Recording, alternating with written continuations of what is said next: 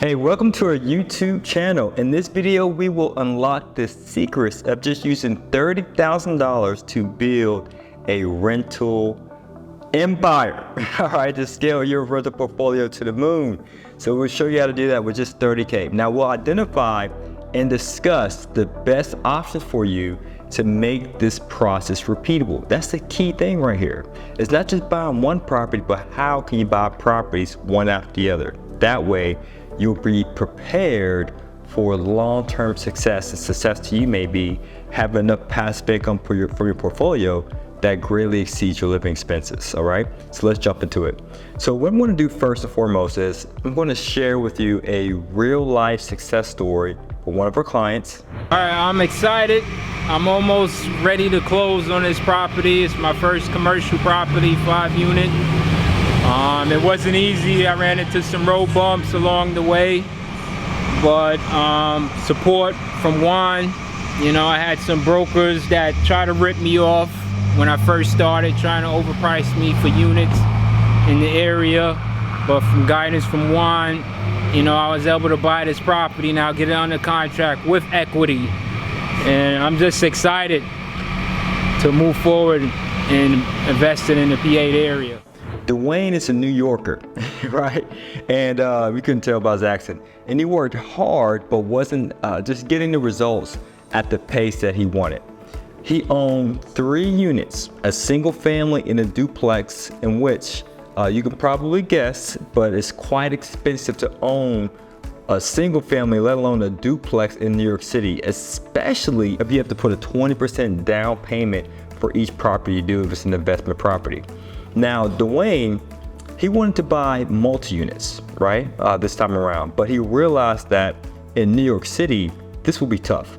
So he reached out to us to help him close on the deal outside of the area in which he lived. So he was willing to find another market that can be a tad bit more affordable for him. So prior to working with Dwayne, he had some experience, as I just outlined, right, in the real estate game. He also had a 680 credit score, and he had stable income with the documentation to prove it.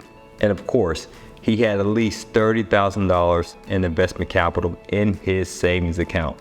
So being that he wanted to build a rental portfolio of properties, it's important that we first and foremost outline a roadmap on how to buy properties consistently without being forced to live on a ramen or ramen noodle diet and work 80+ hours per week in order to bring in more income.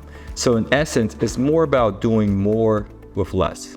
So here's the roadmap that we created for Dwayne that you too can model on your journey towards financial freedom.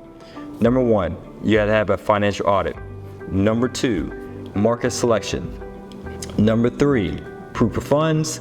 Number 4, acquiring a property with built-in equity, under market rents. And number 5, exit strategy, meaning in 6 to 12 months, you increase the rents, do a cash out refinance to pull out that money out the equity. All right, so now we just went over the financial audit and we've determined that he's a good candidate for multi-units. We went over, he had a 680 credit score, 30,000, documented income, and so forth. However, doing multi-units in New York City would be tough, so we had to pivot and find a new market for him that he could still fly to in 2 hours or less. So that leads us to our next point. We just did the financial audit with him. Now we're getting to market selection.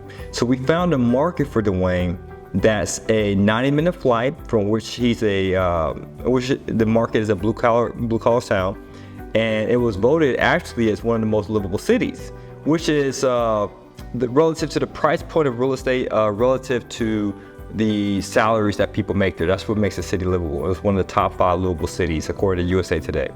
And this market had deals that were extremely affordable, about around $35,000, $30,000 per unit. And it was in safe areas, low crime, and it produced the return he wanted, 8% and higher. And then next, he had to provide the proof of funds. So after we determined the best market, we had to pair him with one of our lenders who would fund his purchases. Again, plural. We want him to do this from repeat.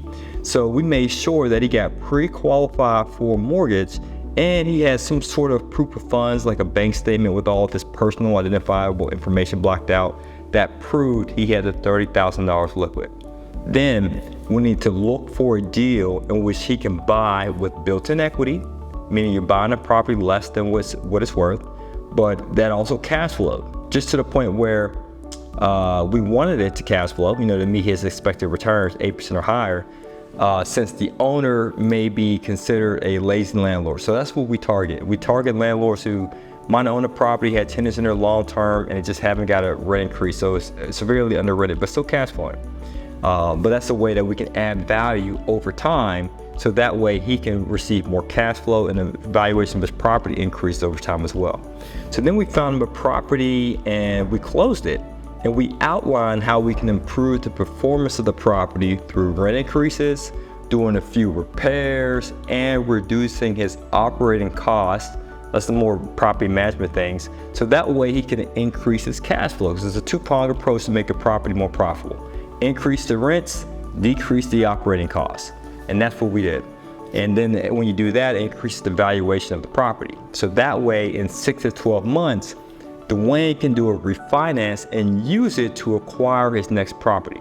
Now, after applying these 5 steps, he was able to buy his second property out of state. And believe it or not, it was another 5 unit in less than 12 months.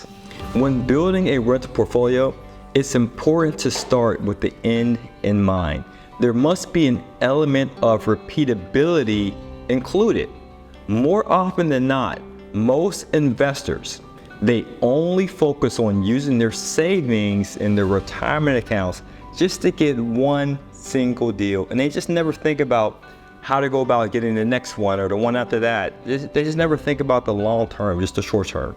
In addition, they seldom think about how to do a capital stack. In other words, stacking their capital.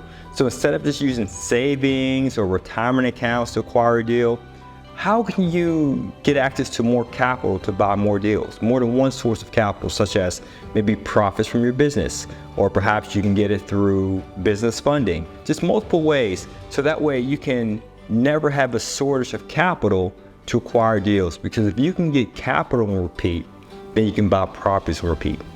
Now, do you want to stay updated on the real estate, funding, and the wealth?